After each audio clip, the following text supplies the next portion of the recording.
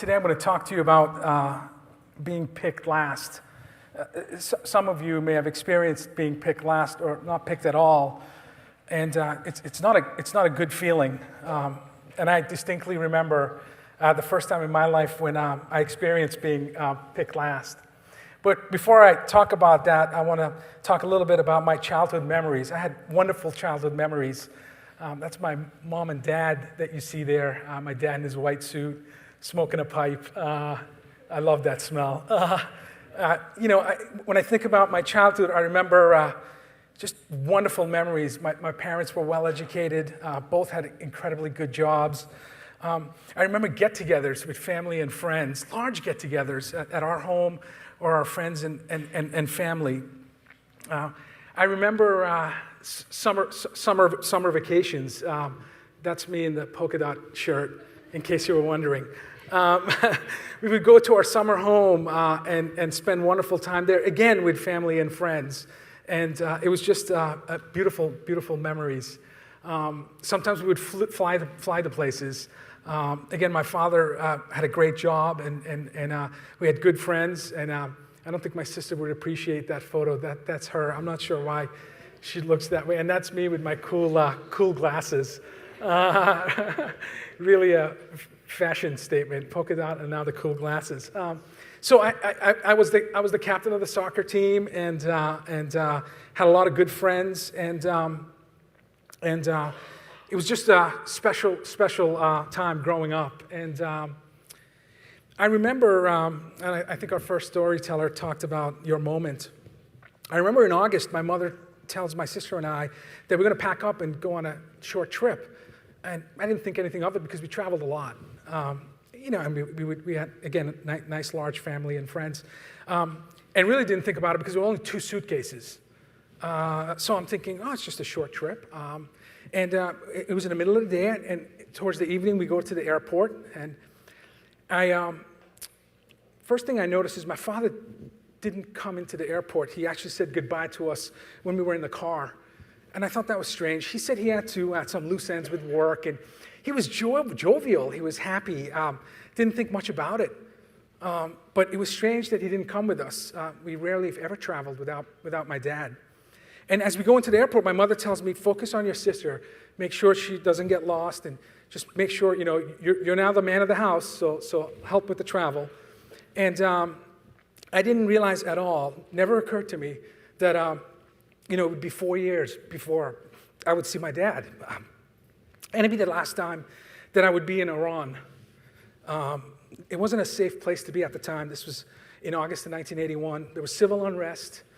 There was a war with an adjacent country. I remember a few nights a week, we would hear sirens in Tehran, and you'd have to go stand against the wall just in case there were bombings. And my father wasn't safe at the time. He worked at petrochemical oil, and it just wasn't a safe place to be. So I remember being angry because when the plane took off, my mother kind of clued me in that, and I should have known. We didn't say goodbye to family and friends. It was just incredibly abrupt. And we come to the U.S. And we came to Boston because my father actually went to high school and college in the U.S. before going back to Iran. If you were from upper middle class families, you had the luxury of sending your children abroad for education. And so both my mother and my father were educated abroad.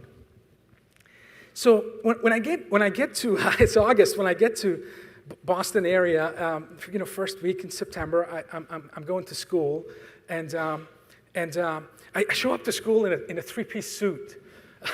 I went to a private school in Iran, and we wore suits. I don't speak English at all, not one word. Funny looking, you saw with the polka dot and the glasses. In fact, there's a picture of us. We don't have a lot of pictures. When we got here for the first 4 years, we just didn't have a lot of pictures. I'm not even sure if we had a camera, to be honest with you. But that's first few weeks when we were here, and it's without my dad. And of course, you go to school, and not only you don't speak the language, there's the hostage crisis, and you're coming from a country that's burning flags, and so I didn't expect a lot, but I was very grateful because I was safe. We were safe. No more sirens. So how do you fit in? So it's 1981. The Celtics win a championship. and Larry Bird, Robert Parrish, and Kevin McHale, Cedric Maxwell. And so all the kids are talking about is basketball. I've never seen a basketball. You know, this 10-foot metal thing, and you shoot the round ball. So I decided to learn to play basketball because I knew it mattered to the kids. And actually, I was fairly athletic. I was the captain of the soccer team. So I played basketball, and and every waking hour, I was playing basketball. The good news is you can play basketball alone. And but by 7th grade, I was the captain of the basketball team. By 8th grade, I scored 50 points in a town league tournament. And by my freshman year, I made the high school team. And I got to meet Larry Bird, which was pretty awesome. Pretty awesome. So to find relevance, I found something that I loved, and I worked really hard to get good at basketball. And I did that because what I remember is I was picked last, boys and girls, 5th grade, gym class, and here I am from captain of the soccer team to picked last, and I really didn't like the feeling. So I moved to my career, and my career has been being picked unexpectedly is the theme. I went to UMass, and I studied electrical engineering, undergrad and grad, and I joined a company as a student while paying for grad school. And after a few years, I'm running our global quality assurance, which was amazing. It was an incredible career, lots of opportunities. And as I'm testing products, I want to speak to customers. I want to know how our customers are using our products. So I started collaborating a lot with customers, users of our technology. So much so that after 8 years of running global software quality assurance, the CEO asks me to run our customer support. It turns out every time he would speak to customers, they would talk about conversations they had with the QA guy, and that was me. And I was building this incredible relationships with our customers. And so, moving from engineering to services, again, for the first 8 years of my career, I'm locked up in a lab, and I'm building and testing and doing engineering stuff. And now I'm on the road talking to customers, and instead of building products that last, I'm building relationships that last. And then something happened to me in 2011. You can go to mytwitter.com and put your alias, and it tells you your Twitter ID. So I guess 259 million some odd people joined before I did. Not an early adopter, I guess. A peer, CIO of the company, created an account for me in 2011 without asking me. See, internally, I had several hundred people that worked for me, so anytime I would read something interesting, I would share. And every time I had a staff meeting, it was like a lunch and learn session. If you're not helpful, you're not influential, and managers need to realize that. So what he asked me to do is start sharing on Twitter, and I just instantly fell in love. I would read Hayden Shaughnessy's Forbes articles and make a comment, and he would reply back.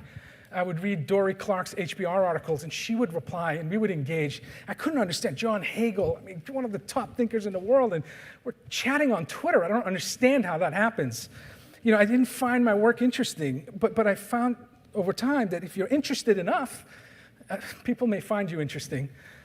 So Twitter was an incredible moment in my life. And a publisher reached out to me in 2012 and said, you're talking about company culture and you're talking about people. At the time, Boston Globe named us the 4th best place to work in Boston out of 1,600 companies. So that's the stuff I was tweeting about. Anyway, I ended up writing a book in 2012, and then people were kind enough, whether it was Ted Coyne and company, asking me to guest blog on their site. And so I would guest blog on sites, and then Huffington Post reached out, and I started writing blogs. And I'm an engineer, so I struggle with writing.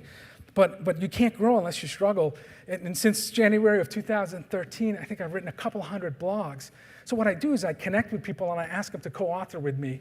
So we write all these blogs together, and then I tweet about it, and then I try to promote the collective genius of the network and the community.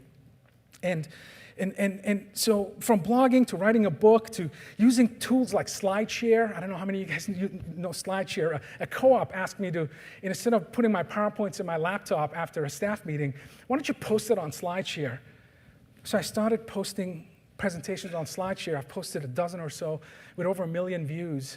And now it's helping me connect with other people. It's pretty cool. Everybody has to have, I guess, one humble brag slide. But, I've been so fortunate about the network my Twitter network and allowing me to connect with extraordinary people. And so last year, when our company was bought, and now we're a 600 million plus public company, the CEO asked me to be the CMO. So from engineering to services to marketing our company. So it's my first year of marketing. I'm trying to learn how to tell better stories and how to relate to our customers and our employees. But social has meant so much to me, and my company. We only recruit through social now in our marketing organization. We don't use traditional resumes anymore. And when we were asked to rebrand our company, because the merger actually took two $300 million companies and we doubled in size, we actually crowdsourced our logo and our brand, and we let the community help pick our new brand identity. So marketing has been a pretty incredible ride. I thought I knew a lot until I learned a little. But I'm having an incredible amount of fun. And along the way, I just think about how we were able to adopt a beginner's mindset. We were able to hold on to our core values and guiding principles tightly, but hold on to our ideas lightly. And making the transition from engineering to services and marketing, it was just staying adaptable. And it's very important today to stay adaptable and to be curious and hungry and have that open beginner's mindset. So I'm going to end my story with picking wisely. So Twitter, an amazing, life-changing moment for me. In 2012, I read an HBR article by Deb Schofield. It was networking for survival, and she talked about her family leaving Europe to survive and coming to America, and I could relate to that. So I made a comment about the post, and anybody knows Deb, she's a super connector, she's wired to network. So we connected and we started talking to each other. And then we met in 2012, and I'm talking to Deb about all the wonderful work that she does, and she talks about mentoring students, and one in particular, she talks about a young man who's a senior at Brown University, Sidney Kushner. Good, some people know Sidney. So Sidney created this nonprofit, Children Connecting to Champions, because Sidney had friends who were battling with cancer, and Sidney knew an 11-year-old boy, Andy. And one thing that was missing with pediatric oncology is that social support while kids were going through cancer treatments. So Sidney would connect the children to athletes so they could have hope and they can survive their treatments. So I really wanted to talk to Sidney, so I spoke to Sidney. I found out he was in small markets. He was in Rhode Island and Pittsburgh, and he wasn't connecting the students to big pro teams. Well, it turns out that big pro teams are my customers. The Celtics are my customer. The Patriots are my customer. So I had a meeting with the Celtics, and I talked about Sidney, and I said, Sidney is connecting children with athletes and helping him go through a horrible thing. So Celtics have this thing called Heroes Among Us. So last year, they bring a hero on center court with 17,000 people, and they talk about the incredible work that they're doing. So last year, Sidney was one of the heroes at the Celtics, and Sidney chose to bring KJ with him. KJ's a 10-year-old boy whose dream was to play basketball and watch a Celtics game. 10 years, the same age when I was introduced to basketball.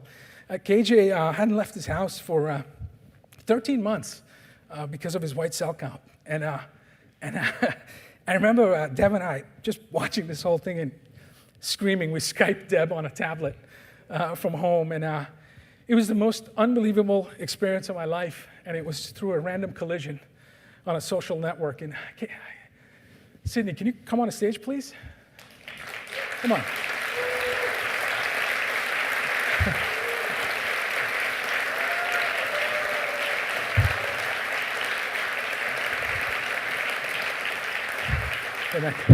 Thank you. I found out Sidney was going to be here a couple of days ago from Deb, and in case you're wondering, just recently, a few months ago, the Celtics actually built a basketball court for KJ, and they renovated KJ's home. He's KJ right there, and he's got hair, he's